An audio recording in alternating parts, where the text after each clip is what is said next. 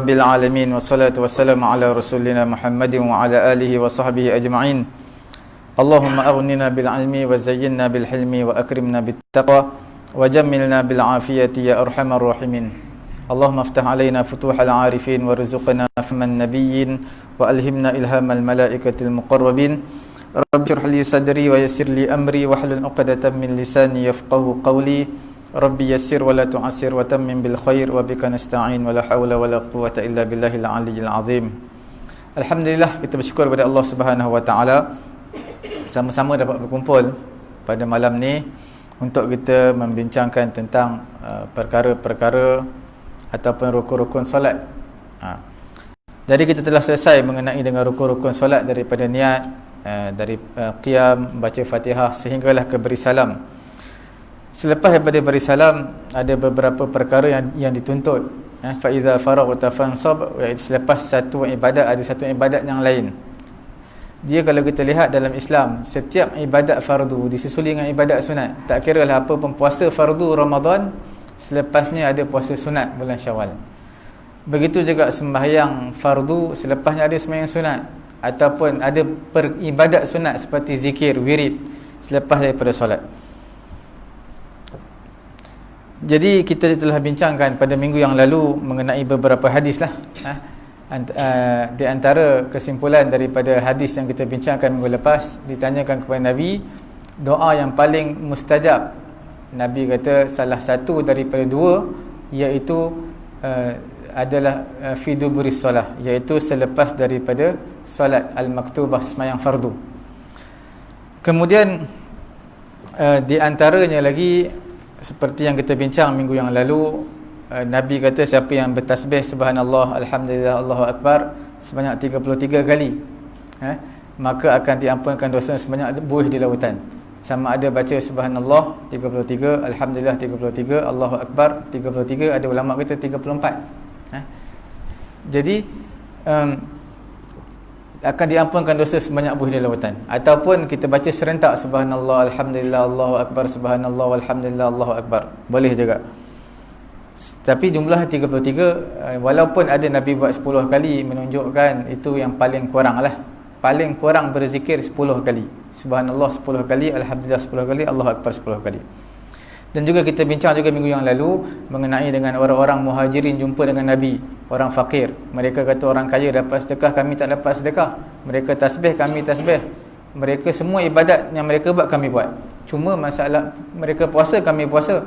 Ada satu benda kami tak dapat buat, iaitu mereka bersedekah, mereka memerdekakan hamba, kami tak dapat buat. Jadi Nabi ajarkan zikir ini, kamu yang terkehadapan berbanding orang lain, melainkan orang yang berzikir bersama dengan kamu, maka mereka sama taraf dengan kamu, iaitu subhanallah, alhamdulillah, Allahu akbar sebanyak 33 kali. Itu yang kita bincangkan pada minggu yang lalu. Kemudian ada penambahan lagi zikir selepas daripada solat, iaitu daripada sauban Nabi sallallahu alaihi wasallam idzan sarafa min salatihi, apabila Nabi selesai pada solat, istaghfara salasan, Nabi akan istighfar 3 kali. Kemudian waqala Allahumma antas salam wa minkas salam tabarakta ya zal jalali wal ikram, Nabi akan mengucapkan Allahumma antas salam wa minkas salam tabarakta ya zal jalali wal ikram wa ilaika ya'udus salam fahayyina rabbana bisalam wa adkhilna jannata darus salam. Itu kita panggil zikir tambahan lah, tapi tidak warid dalam hadis, tidak valid dalam hadis lah. Jadi itu hanyalah penambahan zikir daripada ulama-ulama mungkin. Tapi yang valid daripada hadis Nabi hanya ada Allahumma antas salam wa minkas salam tabarakta ya zal jalali wal ikram. Itu yang perkara yang pertama selepas Nabi buat ketika mana berzikir. Bukan ketika mana berzikir, selepas daripada Nabi memberi salam. Selepas Nabi beri salam, assalamualaikum warahmatullahi, assalamualaikum warahmatullahi, Nabi akan istighfar 3 kali, astaghfirullah, astaghfirullah, astaghfirullah.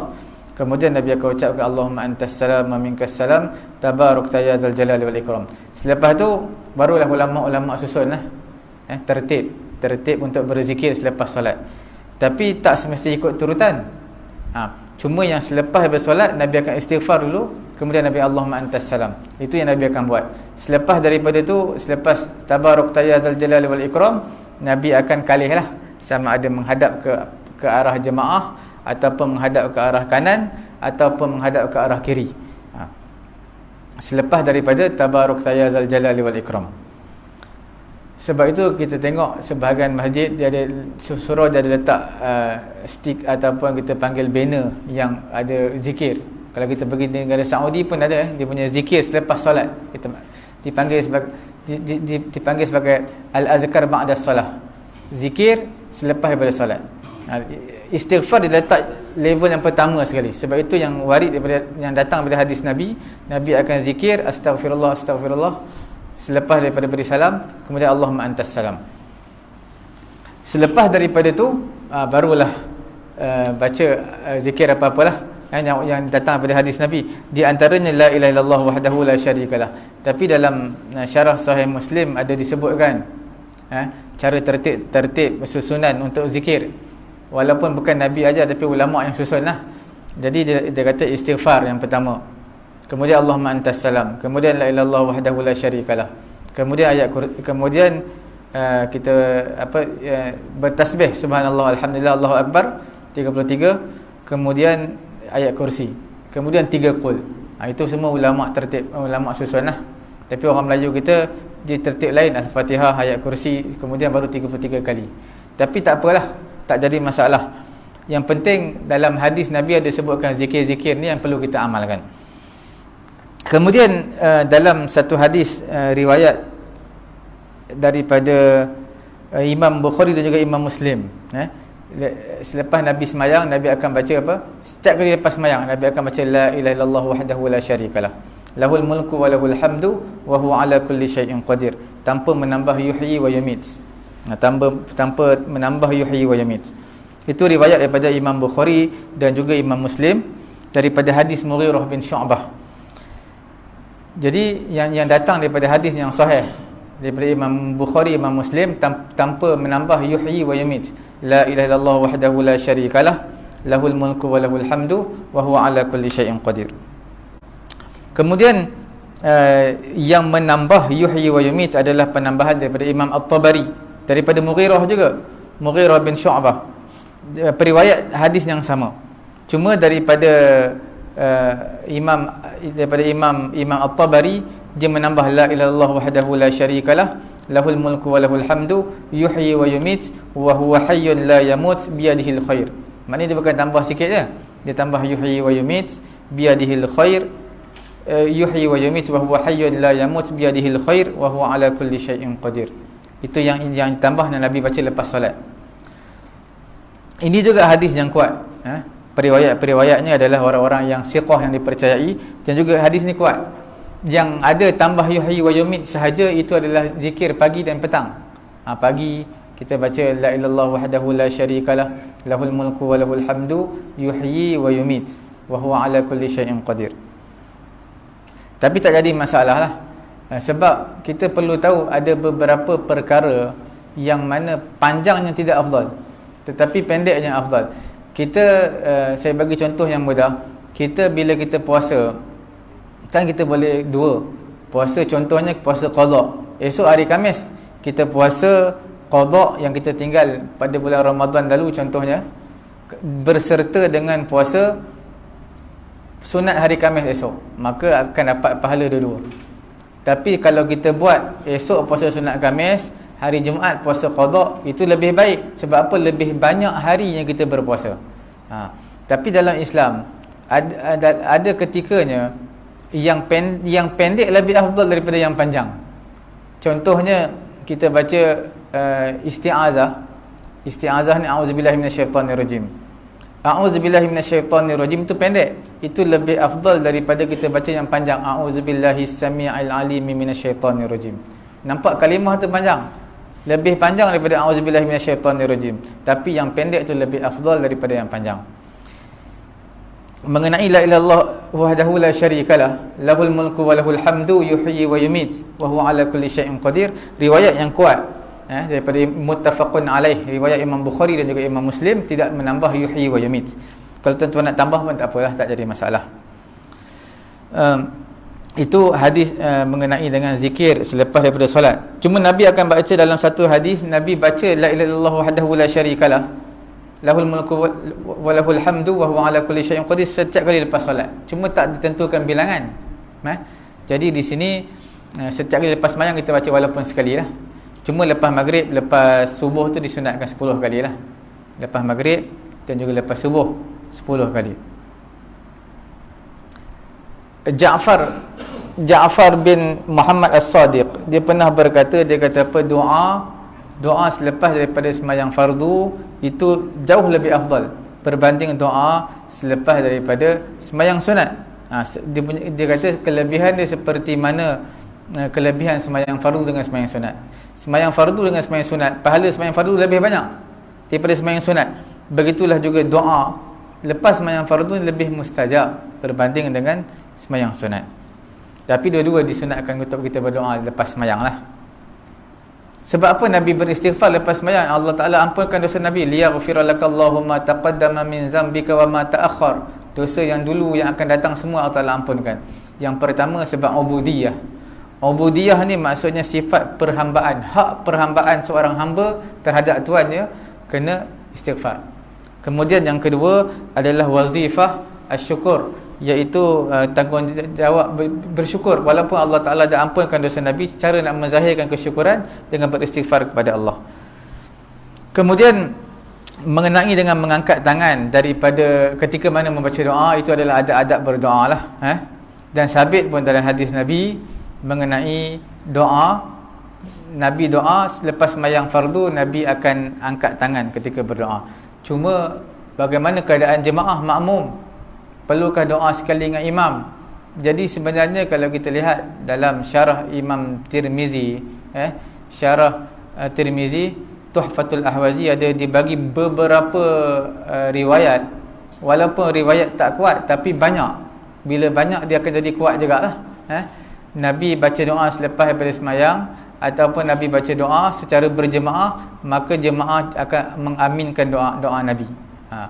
Contohnya seperti mana sembahyang ketika Nabi baca kunut, doa kunut, maka makmum akan aminkan doa Nabi. Jadi begitu juga ketika lepas sembahyang, maka makmum pun akan disunatkan mengaminkan doa imam.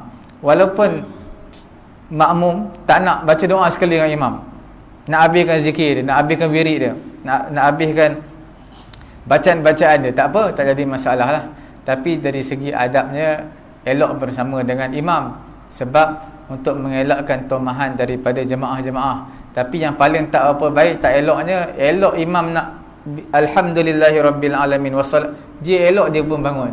Elok imam nak angkat tangan, dia pun bangun. Kalau nak bangun, dia kena bangun awal lah sikit sebelum imam angkat tangan. Jadi orang pun pelik, dia elok imam nak doa, dia bangun. Tadi tak nak bangun, setiap kali nak doa je dia bangun. Jadi tak apa elok lah, tak apa baik. Dan sebenarnya disunatkan makmum ni bangun bila? Disunatkan makmum ni bangun selepas daripada imam bangun. Imam kena bangun dulu.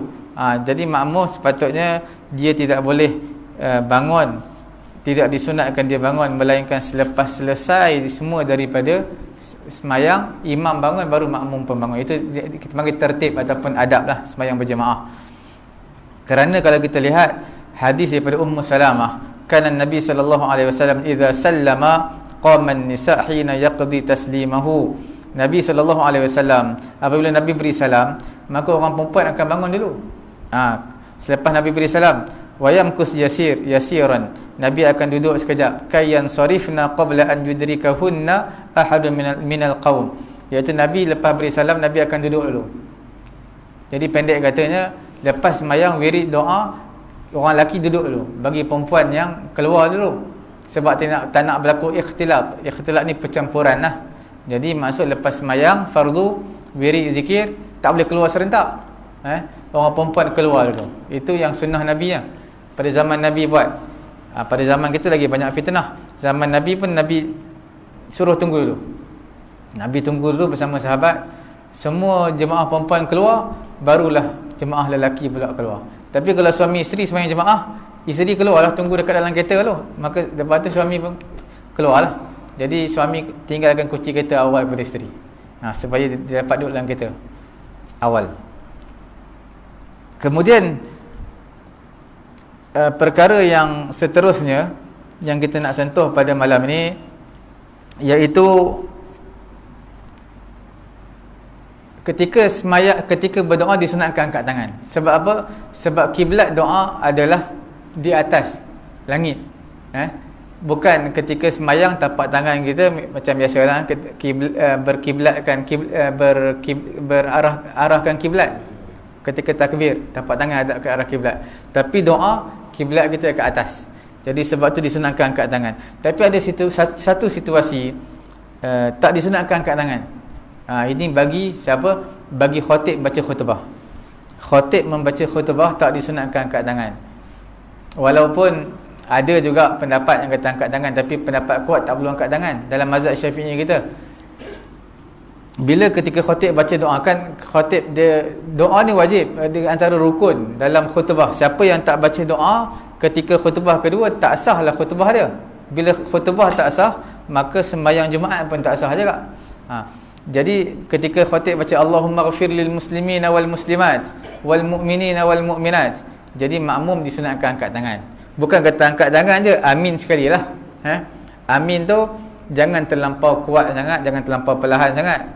Sederhana, amin, amin. Allahumma ghafir lil muslimina wal muslimat, amin.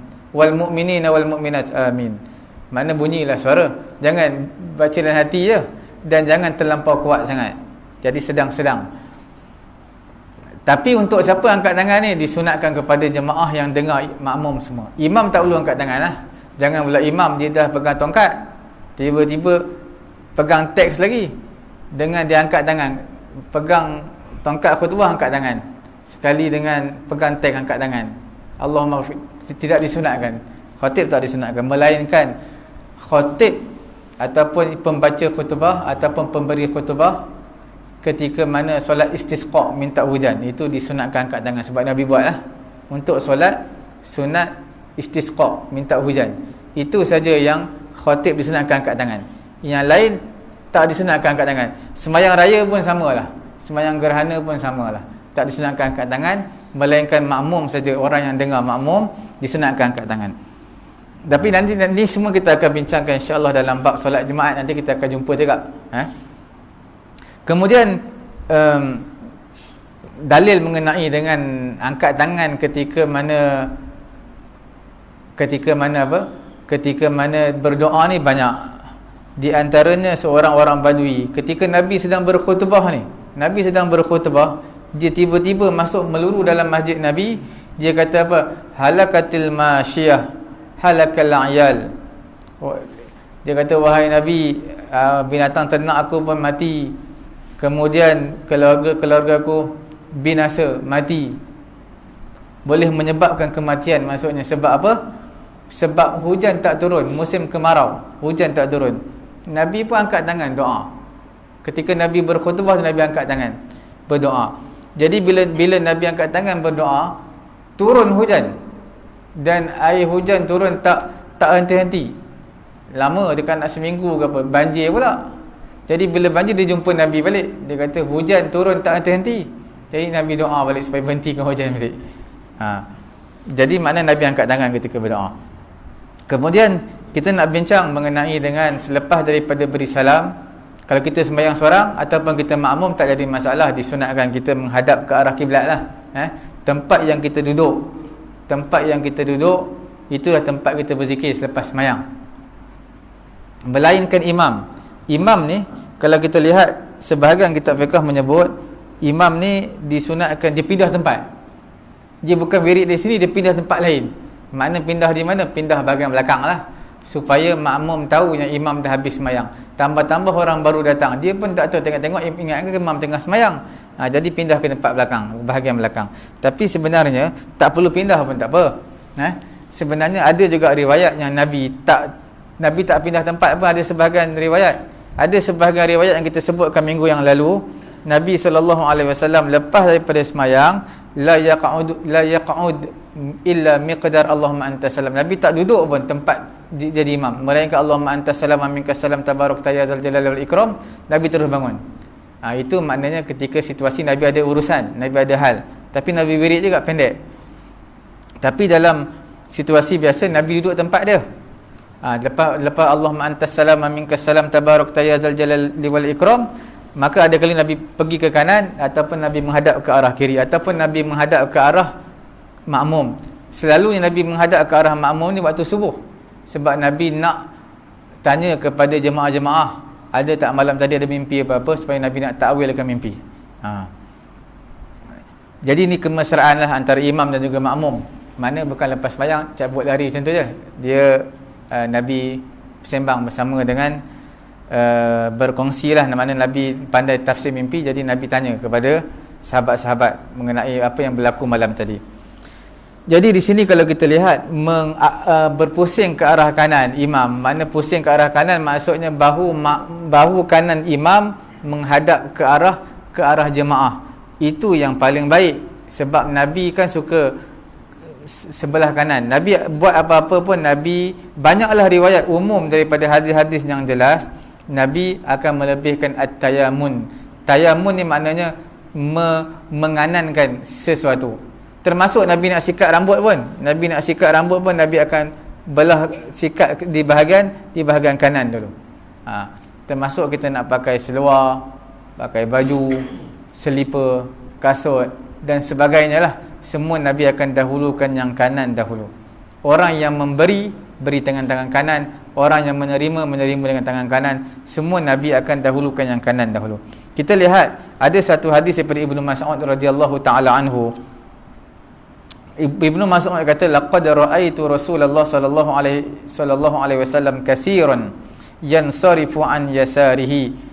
Dia kata, sesungguhnya aku melihat, bukan sekali tapi banyak kali aku lihat. Ibnu Mas'ud kata, Nabi selepas semayang, Nabi akan pusing ke sebelah kiri.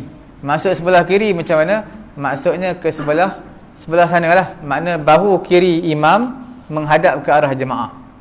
Itu Ibnu Mas'ud kata, banyak kali, bukan sekali.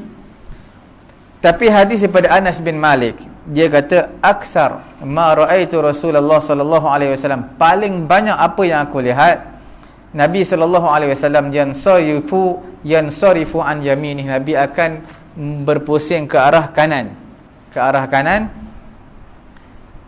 selepas daripada semayang lah. Jadi di sini kalau kita lihat, Imam Nawawi cuba untuk menggabungkan dua hadis ni. Kita tahu bila mana berlaku kontradiksi antara dua hadis, maka jalan penyelesaian dia ada beberapa step. Contoh saya bagi tahu di antara kontradiksi antara dua hadis. Hadis yang pertama menyatakan Nabi SAW, contoh Nabi berpuasa kebanyakan hari di bulan Syaban. Hadis yang sahih, kebanyakan bulan Syaban Nabi puasa. Itu hadis sahih. Hadis yang kedua sahih juga, Nabi berpuasa penuh bulan Syaban. Jadi macam mana jalan penyelesaiannya, solutionnya bagaimana? Jadi di sini ada beberapa perkara yang perlu kita lihat. Perkara di antaranya kita kena lihat tentang sejarah hadis tu. Mungkin yang meriwayatkan hadis yang pertama, hadis yang kedua telah memansuhkan hadis yang pertama. Kalau tidak pun kita boleh kumpulkan dua hadis tu.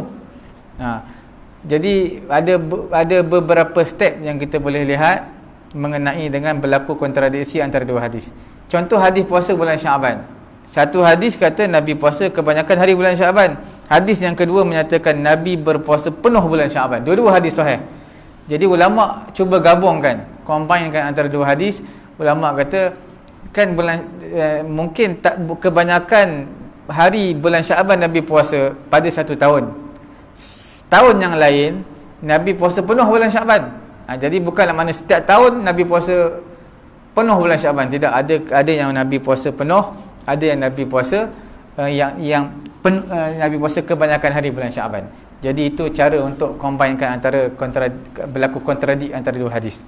Kemudian ada juga ulama kata bukan, sebenarnya maksudnya dalam hadis dua tu kebanyakan hari tu Nabi puasa penuh tu bukan puasa Nabi berpuasa kebanyakan hari di bulan Nabi berpuasa penuh di bulan Syaban, seolah-olah menunjukkan Nabi puasa penuh. Sebenarnya Nabi tak puasa penuh kebanyakan hari, tapi seolah-olah banyak hari yang Nabi berpuasa, seolah-olah macam semua Nabi, setiap hari Nabi puasa bulan Syaban. Itu antara jalan penyelesaian yang ulama letakkanlah. Jadi dalam masalah selepas semayang ni berlaku perkara yang sama.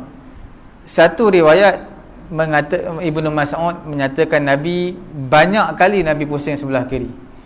Yang Anas bin Malik dia kata apa, lebih banyak aku lihat, paling banyak yang aku lihat adalah Nabi berpusing sebelah kanan. Jadi Imam Nawawi menyatakan cara mengumpulkannya, Imam Nawawi kata sebenarnya dua-dua menyatakan i'tiqad ataupun apa yang mereka lihat depan mata mereka. Jadi Ibnu Mas'ud dia lihat sebelah kiri paling banyak, Anas bin Malik dia melihat sebelah kanan paling banyak. Jadi mereka meriwayatkan apa yang mereka lihat depan mata mereka. Cuma dalam masalah ni kita lihat bila Ibnu Hajar kata Ibnu Mas'ud ini dia menyatakan situasi ketika mana dalam masjid. Ketika dalam masjid Nabi akan menghadap ke arah kiri. Ke arah kiri. Sebab apa? Bilik dia ke arah kiri. Bilik Nabi ataupun rumah Nabi di sebelah kiri. Nabi jadi imam, di sebelah kiri itu adalah bilik ataupun rumah Nabi. Jadi Nabi nak menghadap ke kiri, mungkin ada keperluan yang dia perlu lihat. Apa dia lihat di sebelah bahagian kiri. Ibnu Mas'ud kata adalah di dalam masjid. Anas bin Malik, Ibnu Hajar kata dia meletakkan yang Anas bin Malik lihat Nabi selalu pusing belah kanan tu adalah luar daripada masjid. Maksud luar daripada masjid adalah dalam situasi ketika Nabi bermusafir. Itu antara beberapa takwilan lah di kalangan ulama. Tapi kalau kita lihat dari segi i'tiqad, kepercayaan ataupun apa yang mereka riwayatkan antara Abdullah bin Mas'ud dan juga riwayat daripada Anas bin Malik, maka kita lihat ulama kata bila berlaku kontradik antara dua riwayat daripada dua sahabat yang masyhur ni, Abdullah bin Mas'ud memang masyhur lah, sahabat Nabi. Anas bin Malik pun masyhur kerana dia berkhidmat, dia jadi khadam Nabi, berkhidmat dengan Nabi 10 tahun. Jadi dua-dua ni adalah orang yang masyhur. Cuma ulama kata bila berlaku kontradik antara dua sahabat ini, Abdullah bin Mas'ud dan juga Anas bin Malik, walaupun Anas bin Malik ni lama berkhidmat dengan Nabi 10 tahun, maka ulama lebih mentarjihkan, lebih menerima pakai pendapat Abdullah bin Mas'ud. Sebab apa? Sebab Abdullah bin Mas'ud ini dia lebih berilmu dan juga dia lebih tua. Bila lebih tua maka lebih berilmu lah dia, berbanding Anas bin Malik, kerana Anas bin Malik dengan Abdullah bin Mas'ud beza umur dia jauh. Jadi dia lebih tua dan Abdullah bin Mas'ud lebih tua, lebih berumur dan lebih berilmu dan juga lebih dimuliakan sebab dia orang tua, jadi lebih dimuliakan. Kemudian wa akthar mulazamatan Nabi, dan dia lebih banyak bersama dengan Nabi sebab dia dah lebih berumur, jadi sudah semestinya dia lebih bersama dengan Nabi sallallahu alaihi wasallam dan dia lebih dekat dalam pendekatan dia. Makna pendirian dia ataupun cara jejak, cara ikut Nabi sepenuhnya Abdullah bin Mas'ud. Kalau tengok dalam solat, Abdullah bin Mas'ud solat dia lebih hampir kepada Nabi. Lebih samalah, hampir sama dengan Nabi. Berbanding Anas bin Malik, Anas bin Malik ini dia orang yang bersama Nabi lama juga, 10 tahun dia berkhidmat bersama Nabi, sentiasa bersama Nabi, tapi tak boleh lawan lagi dengan Abdullah bin Mas'ud. Jadi di sini sebagai kesimpulannya bolehlah kita nyatakan apa?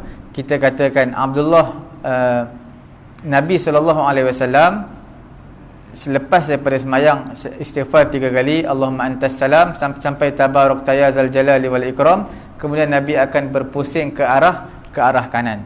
Sebab apa Nabi pusing ke arah kanan? Berdasarkan hadis yang umum, yang jelas mengenai Nabi akan lebihkan sebelah kanan.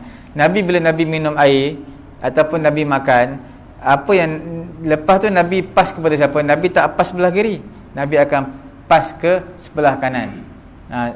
Sebab apa? Nabi akan dahulukan yang kanan dahulu. Begitulah juga ketika lepas mayang disunatkan bagi imam pusing ke sebelah kanan. Tapi masih lagi dikategorikan sunat imam pusing ke sebelah kiri. Tetapi itu ulama kata sekiranya ada hajat lah. Contohnya sebelah kanan ni penuh Quran, kitab-kitab hadis Quran. Jadi kalau dia pusing ke sebelah kanan, jadi dia telah membelakangi kitab-kitab Quran dan juga kitab-kitab hadis dan sebagainya. Sebab apa? Dia berada di sebelah sini contohnya. Di sebelah sini kitab Quran, hadis semua. Jadi bila dia pusing sebelah kanan, bila pusing sebelah kanan, dia telah membelakangi Quran ataupun kitab dan sebagainya lah. Jadi tak apa elok, jadi dia kena pusing sebelah kiri. Ataupun ada keperluan-keperluan lain lah, dia disunatkan untuk dia pusing ke sebelah kiri. Kemudian disunatkan juga bagi imam menghadap kepada makmum. Boleh juga hadap kepada makmum. Seperti Nabi pun banyak kali juga buat, Nabi hadap ke arah makmum. Tapi yang tak disunatkan adalah imam menghadap ke arah kiblat. Yang hadap ke arah kiblat ni orang semayang seorang, wirid semayang seorang. Kita pun ada adab, kita nak baca Quran, disunatkan kita hadap ke arah kiblat. Nak berzikir pun disunatkan hadap ke arah kiblat. Kita nak ambil wuduk pun sebenarnya disunatkan menghadap ke arah kiblat. Sebab tu sebahagian masjid dah design dah siap-siap dah, wuduk semua paip menghadap ke arah kiblat. Siap ada tempat duduk lagi, sebab wuduk ni disunatkan duduk. Disunatkan duduk, kemudian disunatkan menghadap ke arah kiblat. Itu bagi siapa? Bagi selain daripada imam. Imam tak disunatkan seperti itu.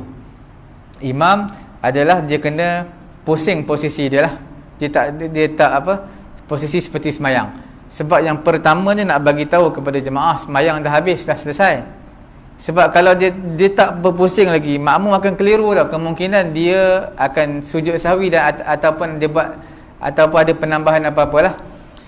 Kemudian yang keduanya, orang yang baru datang, dia tak tahu, dia tengok imam duduk antara dua sujud, duduk tahiyat akhir. Kemungkinan imam sedang semayang lagi, tapi sebenarnya imam sedang apa?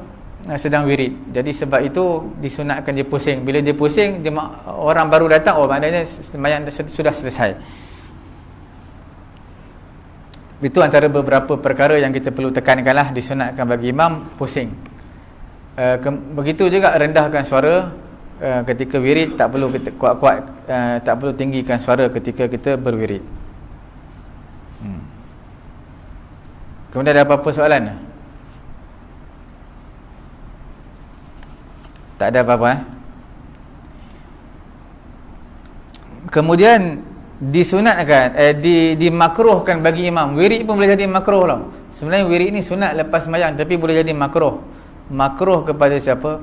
Kepada imam. Sebab apa? Wirid panjang-panjang. Wirid seperti mana dalam hadis cakap lah, nak wirid panjang-panjang, semua jemaah dah balik, dia boleh seorang dia wirid panjang-panjang. Jangan dia pula nak pula wirid panjang-panjang sampai pukul 7 pagi lepas subuh. Kalau di kampung-kampung, masjid-masjid kampung, memang dia akan baca wirid panjang. Sebab orang kampung dia tak terikat dengan kerja apa-apa. Dia lepas semayang, dia nak pergi kebun, ikut dia lah. Pukul 7 pun boleh pergi, 7.30 pun boleh, 8 pun boleh. Tapi kita terikat dengan kerja, ada apa, tamprin, ada punch card dan macam-macam kerja lah. Jadi pada ketika itu disunatkan kita ni bagi imam lah, maka wirid yang sederhana seperti mana datang dalam hadis, itu yang disunatkan wirid. Dia tak perlu wirid panjang-panjang. Wirid panjang-panjang perlu, tapi untuk diri dia seorang. Kalau dia buat juga, maka hukumnya adalah makruh. Doa pun sama. Doa disunatkan untuk dia sedangkan, jangan terlampau panjang. Kerana satu surah yang saya bagi tahu sebelum ni, dia punya Yasin 15 minit. Doa dia 15 minit seperti Yasin juga. Sebab apa? Dia kata hajat hari ni banyak. Ada orang sakit, ada orang nak pergi umrah, ada orang sakit pergi umrah, kemudian ada permintaan tahlil, kemudian macam-macam. Bila banyak sangat hajat, jadi imam pun panjangkanlah doa. Jadi doa ni pendek je, tak perlu panjang. Jadi maknanya kalau baca Yasin 15 minit, maka doa pun 15 minit, panjanglah. Doa sekejap je. Jadi bila doa terlampau lama, daripada orang angkat tangan atas, dah lama turun bawah, lama-lama letak atas paha dia doa. Sebab lama sangat imam doa 15 minit. Jadi hukumnya makruh tu. Doa setakat yang pendek-pendek je lah, tak perlu panjang-panjang. Doa panjang-panjang memang bagus, tapi kita buat seorang-seorang kita lah. Seorang-seorang kita nak doa panjang-panjang.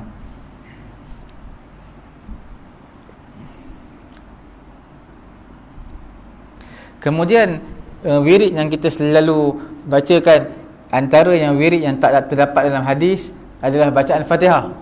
Bacaan Fatihah memang tak ada hadis kata lepas sembahyang baca Fatihah. Tapi baguslah kita baca Fatihah, sebab Fatihah kan ayat Quran, dia pula ummul kitab. Sebab bacaan Fatihah ni dia antara bacaan yang masyhur lah, kerana ayat-ayat ruqyah. Ruqyah pun dia akan baca Fatihah juga. Ruqyah, jangan sebut ruqyah. Dia ada dua dalam, kalau kita sebut ru'yah maknanya lihat, melihat ru'yah lah. Kalau nak cerap anak bulan, kita panggil ru'yah,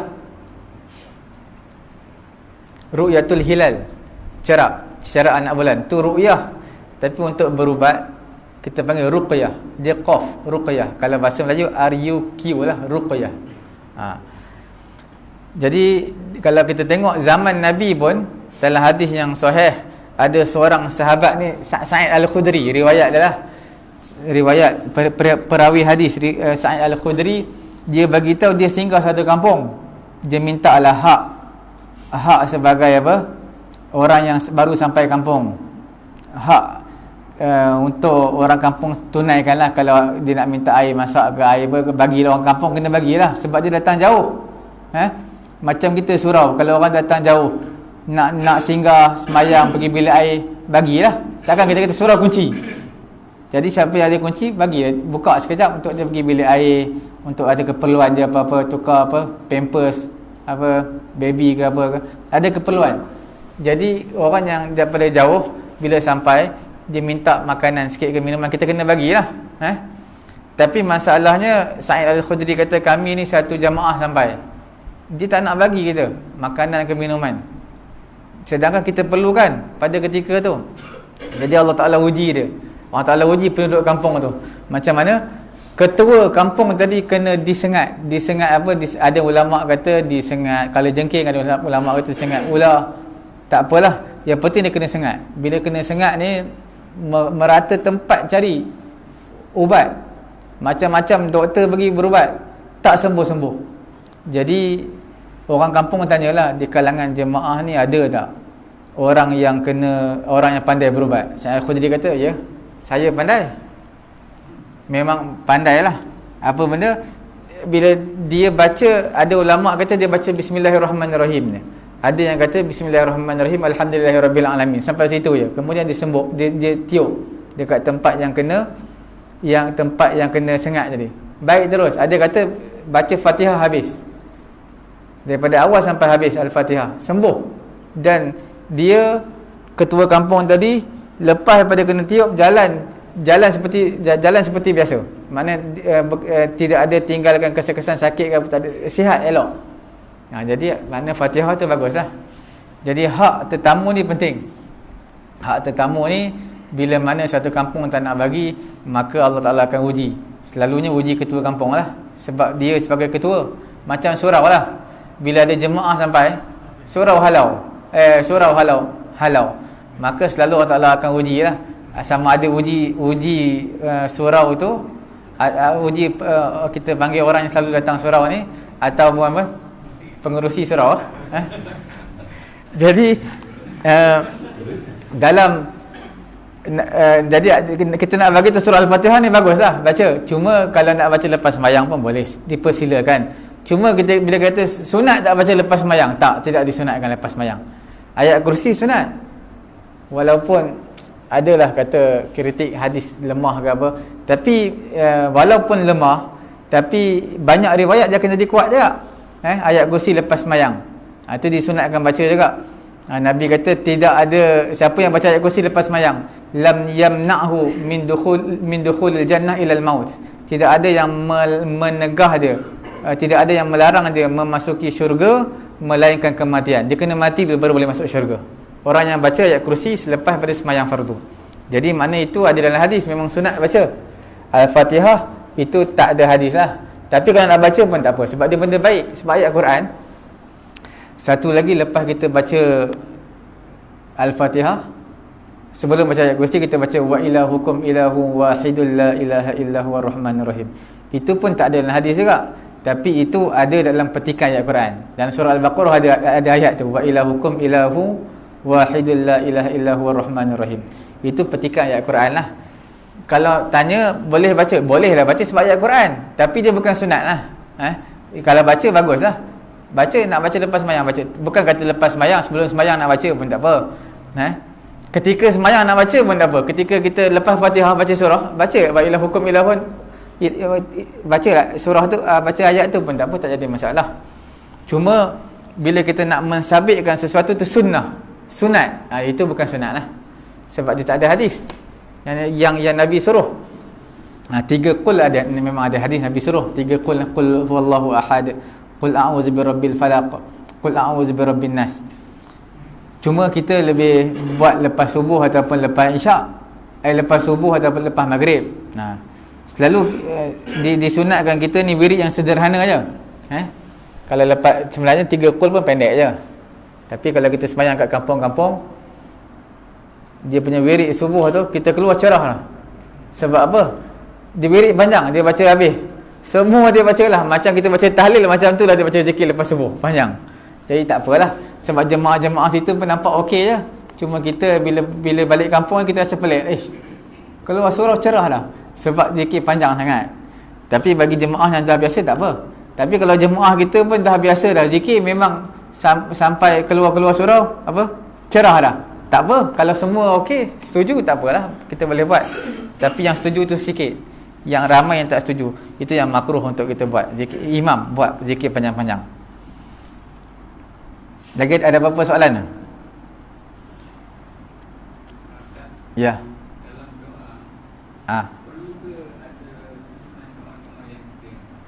Doa dia tak ada susunan.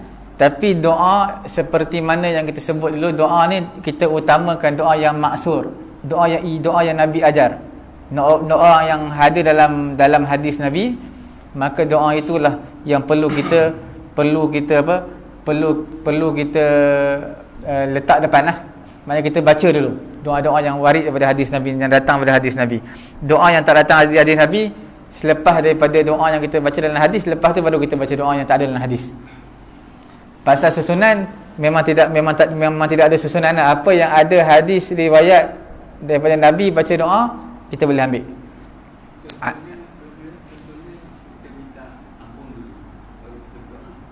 Tak, dia doa apa-apa pun tak apa. Cuma adab berdoa, yang pertama kita kena puji Allah Ta'ala dulu, kemudian kita kena selawat.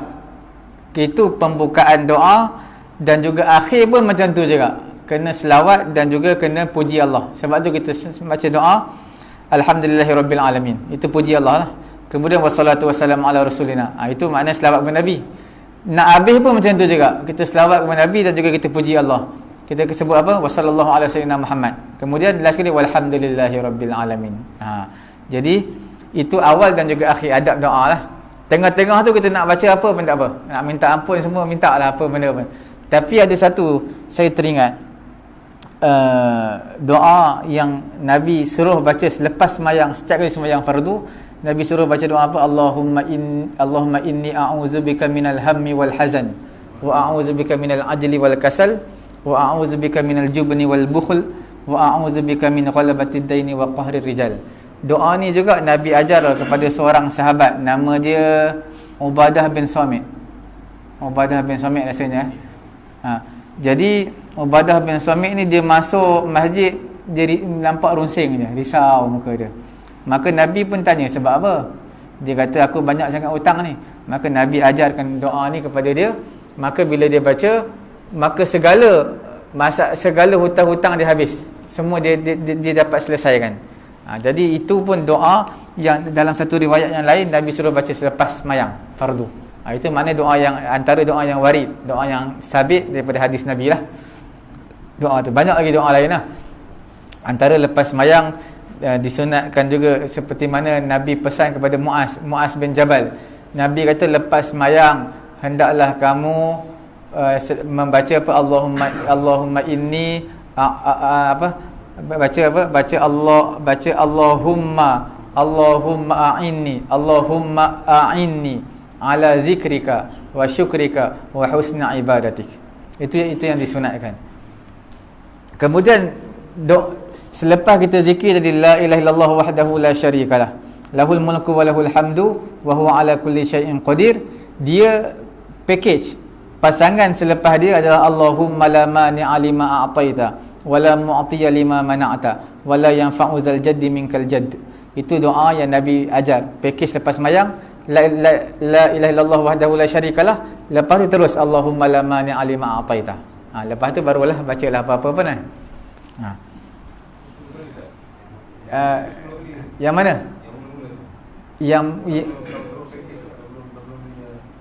baca mana tu? Baca la ilaha illallah wahdahu la syarikalah. Dia yang 10 kali tu lepas subuh dengan lepas maghrib je. Tapi yang sembahyang biasa baca walaupun sekali ya, sekali. Jadi maksudnya lepas daripada istighfar Allahumma antas salam, kemudian la ilaha illallah wahdahu la syarikalah, kemudian baca doa apa pun. Tapi orang Melayu kita lain tau. Dia buat apa? Dia istighfar dulu, kemudian la ilaha illallah wahdahu la syarikalah, kemudian baru Allahumma antas salam. Tapi kalau kita tengok dalam hadis yang sahih, dekat dalam Bukhari pun macam tu juga. Dalam Bukhari ke Muslim. Jadi Nabi lepas daripada beri salam, Nabi akan istighfar dulu. Lepas istighfar terus Allahumma antas salam wa minkas salam. Kemudian barulah baca la ilaha illallah wahdahu la syarikalah ke apa ke, baca. Kemudian Allahumma ajirni minan nar, itu pun disunatkan maghrib dan juga isyak, maghrib dan juga subuh. Baca 7 kali. Sebab Allahumma ajirni minan nar ni minta berlindung daripada api neraka Allah. Api neraka semua ada 7 pintu. Jadi bila 7 pintu baca 7 kali lepas maghrib, lepas subuh. Tapi ini hadis lemah tau. Sebahagian sebab tu kita lihat kalau di Saudi tu Allahumma ajirni minan nar dia letak tak depan. Rasa zikir lepas sembahyang Allahumma ajirni minan nar dia tak letak sebab hadis tu hadis yang lemah. Hadis lemah. Jadi Allahumma ajirni minan nar, tu pendek kan. Jangan baca panjang kan. Kalau baca ajirni mana sewakan untuk aku ataupun tempahkan untuk aku lah. Tempat kita nak minta berlindung daripada api neraka, tapi minta tempah api neraka. Jadi jangan kita panjangkan kita pendekkan ajirni. Jangan ajirni. Itu Ustaz, ya. dia tanya berkenaan dengan aurat Ustaz. Aurat. Ya. Ya. Ini kelemahan saya Ustaz. Saya ni bisa rokok, bisa kretek. Ya. Kalau saya tengok baju saya berlubang Ustaz. Masuk kain pun ada berlubang. Lubang lah. sebab apa tu? Pasal dia kena rokok kretek dia kecil-kecil dia. Dia macam dengan percikannya. jadi dia kecil-kecil kena halang. Jadi saya pun asal nak putih, tapi tak ada apa-apa Ustaz putih tu. Jadi benda tu adalah kain, ada seluar, ada baju dan banyak baju yang kain yang tak pakai lah. Jadi saya nak bertanya Ustaz, sampai besar mana Ustaz jadi katakan orang? Adakah macam ini dia kira orang Ustaz? Kalau nampak kulit dia kira ni aurat lah. Jadi Nampak kulit. Ini, Ustaz, Nampak kulit. tak nampak ada kecil kan? Tapi kalau kita tekap kan nampak lah. Tapi kalau dekat kan nampak lah Ustaz. Nampak kalau dia koyak selain daripada pusat dengan lutut boleh. Contohnya baju koyak bahagian atas dada tak apalah. Koyak sikit dada. Koyak sikit tak apa dada. Tapi kalau dia koyak di antara pusat dan lutut boleh batal sembahyang. Kalau ataupun dia koyak besar. Contohnya koyak bahagian atas ni besar. Jadi bila bahagian atas besar, bila kita rukuk, jadi boleh nampak pusat kita tu. Boleh nampak. Jadi itu pun boleh batal sembahyang. Kita kena tahu bila kita nak sembahyang, aurat kita kena tutup habis. Sama ada lihat daripada atas, orang daripada atas pun nampak tutup, daripada tepi pun nampak tutup. Jadi maksudnya tepi pun kalau ada koyak tak boleh nampak aurat kita. Kalau daripada atas pun tak boleh nampak aurat kita. Yang kalau daripada bawah boleh nampak aurat kita. Kalau daripada bawah tak apa. Contoh saya beritahu, kalau kita pakai baju, kita tak butang sampai atas tau. Kita buka habis butang, kita pakai butang satu je. Jadi bila kita rukuk, kalau orang daripada atas, dia boleh lihat aurat kita. Boleh lihat, nampak pusat kita, maka batal sembahyang. Jadi kalau dia nak pakai butang satu, dia kena angkat kain pelekat dia ataupun seluar dia atas pada pusat. Sebab dikira batal semayang. Kalau dia sujud, kalau orang daripada atas, boleh nampak. Boleh nampak aurat di pusat dia, maka batal semayang dia. Jadi kalau daripada bawah tak apa. Daripada bawah macam kita sujud, tiba-tiba orang belakang kita nampak, lutut dia nampak, tak apa. Bila dia pakai kain, dia tambah-tambah pula, kaki dia luas pula sujud, nampak lutut dia, tak apa. Sebab nampak daripada bawah. Kita nampak daripada bawah, bukan nampak daripada atas, bukan nampak daripada tepi. Jadi sebab itu bila nak semayang, nak pakai baju, kita tengok baju apa. Kalau baju Melayu Johor tu, dia pakai collar, dia pakai yang bulat biasa je, kemudian ada butang satu je sini. Itu yang bahaya bila kita pakai bawah daripada pusat, sama ada kain ataupun seluar. Bukan bahaya apa, bahaya ketika rukuk dan sujud lah. Bila rukuk dan sujud, lubang kan ada lubang, nampak pusat kita, jadi tak sah lah. Jadi kalau ada koyak yang besar jarum, tak apalah, besar jarum sikit sangat. Tapi kalau dah nampak kalau kita tekap boleh nampak kulit, batal semayang lah. Tapi kalau itu koyak bawah dari lutut, tak apa. Bawah lutut tak apa. Kalau atas pun koyak sikit, tak apa. Masalahnya kalau koyak besar, kalau kita rukuk nampak pusat. Kalau koyak besar pun tak apa, kita angkatlah kain pelekat kita atas ada pusat. Tapi kalau orang perut dia boncik, dia selesa kain pelekat bawah pada pusat dia, bawah pada perut dia. Jadi sebab itu cara dia bila nak lihat aurat ni, dikira macam mana, sama ada nampak kulit ataupun dia nipis. Kalau kita pakai juga kain pelekat tapi nipis. Nipis sangat sehingga nampak kulit. Nampak kulit dalam situasi biasa, bukan jemur bawah matahari. Kalau letak bawah matahari memang nampaklah aurat tu, memang nampak kulit kita tu. Tapi kalau kita dalam situasi biasa ni, nampak lagi kulit, itu maknanya nipis lah. Kalau nipis, batal semayang lah. Sebab apa? Nampak aurat. Jadi maksudnya sama ada nampak kulit, sama ada koyak ke apa, ataupun kain tu nipis. Perlu jaga bahagian lelaki pusat dengan lutut lah. Kalau perempuan macam biasalah, semua sekali, melainkan pergelangan tangan je. Pergelangan tangan dengan muka. Kaki, tapak kaki semua termasuk aurat lah. Jadi dia kena tutup sama ada pakai stokin ke apa orang perempuan. Kalau nampak shape macam bayang-bayang ke, sebabkan dia pantulan cahaya ke depan. Kalau pantulan cahaya tak apa, sebab dia tak apa nampak bayang, tak apa. Sebab apa, dia bukan dalam situasi yang biasa. Kalau situasi biasa nampak kulit, itu maknanya nipis lah. Kalau disebabkan cahaya lampu dia, itu tak apalah, sebab ada lampu. Kalau tak ada lampu, orang lain memang takkan nampak pun.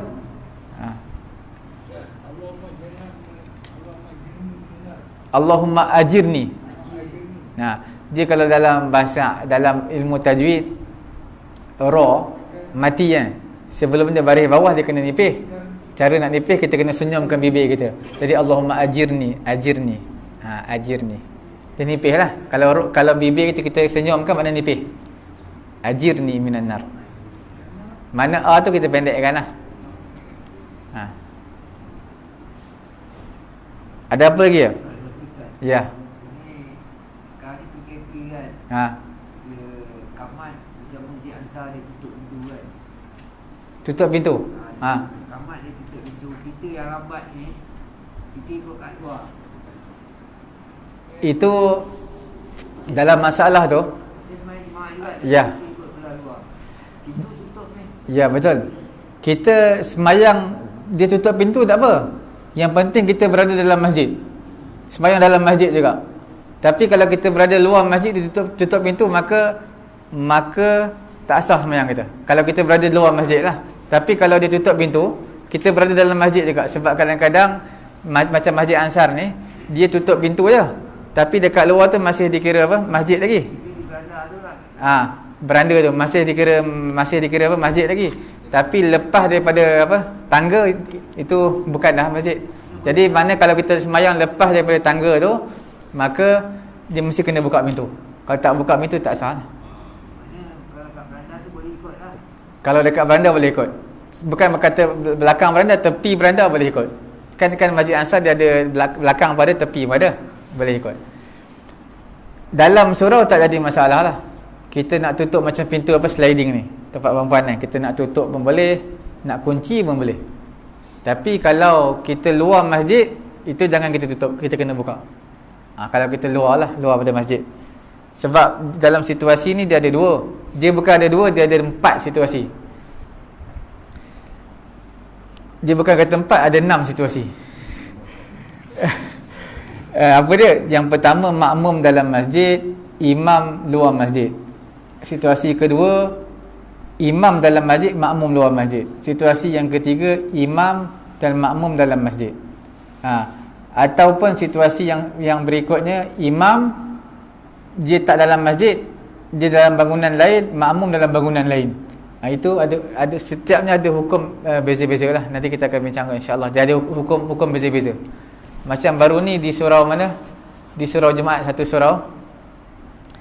Dia sembahyang, dia ikut saf. Dia ikut saf sembahyang seperti mana dekat dalam masjid. Dia tengok imam berada depan. Saf yang pertama sini. Jadi yang dia buat dekat luar masjid pun macam tu juga, saf yang pertama. Dia sebenarnya di luar masjid kita tak boleh ikut saf yang pertama. Kita tengok di mana pintu dia masuk. Di pintu itulah saf yang pertama bagi orang luar pada masjid. Jadi dia ikut saf orang depan. Jadi bila ikut saf yang pertama, makna saf orang berada di luar masjid ikut saf yang pertama orang berada di masjid, maka tak sah lah. Sebab apa tak sah? Sebab dia tak ikut pintu.